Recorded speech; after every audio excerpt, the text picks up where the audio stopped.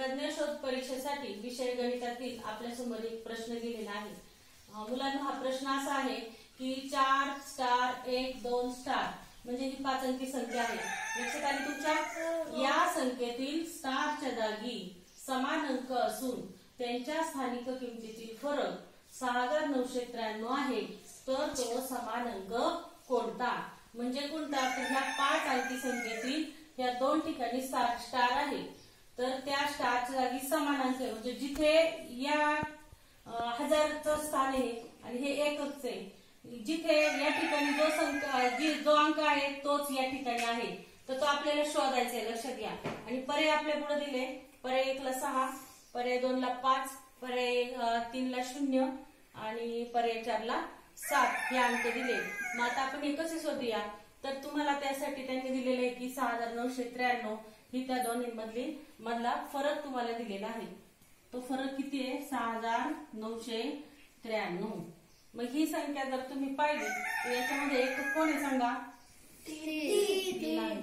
याचं एक सोपं सूत्र आहे बघा। ज्या वेळेला एखादी संख्या तुमच्या समोर दिलेली असते आणि त्या संख्येच्या समान एखादा अंक आहे आणि त्याच्यातील स्थानिक किमतीतला जर फरक तुम्हाला दिलेला आहे, तर अशा वेळेला ते सूत्र काय वापरायचं? तर यामध्ये जो एककचा अंक आहे तो फक्त 10 मधून वजा करा, 10 वजा 3 उत्तर येईल 7। म्हणजे या ठिकाणी आपलं पर्याय 4 हे उत्तर बरोबर आहे। पण आता आपण त्याचे काय करूया? खरंच ते बरोबर आहे का आणि ते कसं काय आले तर ते आता आपण बघूया।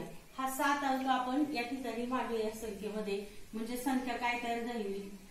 अशी संख्या तयार झाली। आता बरं ही काय संख्या आहे?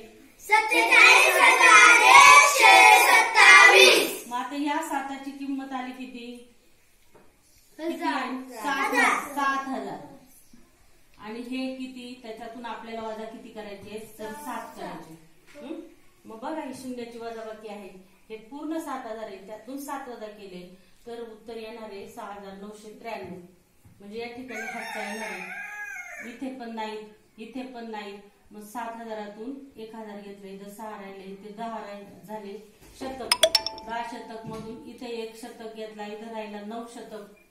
1 शतकचे 10 दशक बनले आणि हा 0 दशक। मग इथे 10 झाले आणि याच्याकडं 10तून यांनी याला एककला 1 दिला आणि या ठिकाणी पुन्हा 9 दशक राहिले आणि हा शून्याचा एकच दशक दिला आणि याच्याकडे काहीच नव्हता, बरोबर?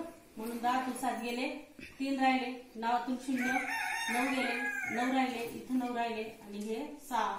उत्तर काय आलं? 6993। ही वजाबाकी तुम्ही तोंडी सुद्धा करू शकता। म्हणजे हे पर्याय आपला काय आहे? पर्याय 4 हे उत्तर बरोबर आहे। आणि हे उत्तर अशा प्रकारचं गणित आलं तर तुम्ही एकच सोपं अगदी सूत्र वापरायचंय। काय करायचंय? एकक स्थानचा अंक पाहायचा आहे। जसा इथे 3 आहे तो आपण 10तून वजा केलाय, उत्तर काय आलं? 7। म्हणजे तुम्हाला ही एवढी गणिताची प्रोसेस करायची काही गरज आहे का? नाही। या सूत्रानुसार जर तुम्ही गणित केलं तर ते तुमचं बरोबर येणार आहे आणि कमी वेळात